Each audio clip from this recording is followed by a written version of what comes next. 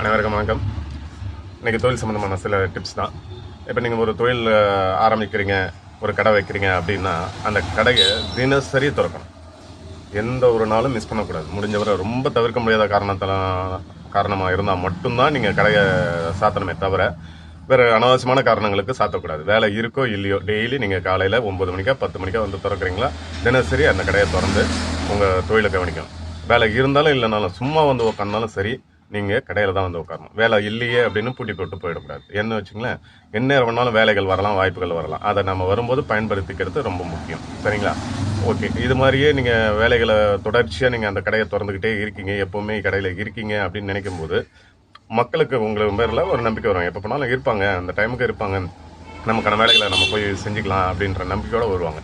அவங்க நம்பிக்கை வீணாகக்கூடாது. அதனால் எப்பவும் கடையில் இருக்கிற மாதிரி பார்த்துங்க. நீங்கள் ஒரு தொழில்னு ஆரம்பிச்சிட்டிங்கனாலே தினசரி கடை திறக்கிறத பழக்கமாக்கிங்க. இது உங்களுக்கு ஃப்யூச்சரில் நல்ல ஒரு வேலை வாய்ப்புகளை பெருக்கும். சரிங்களா? ஓகே, நன்றி, வணக்கம்.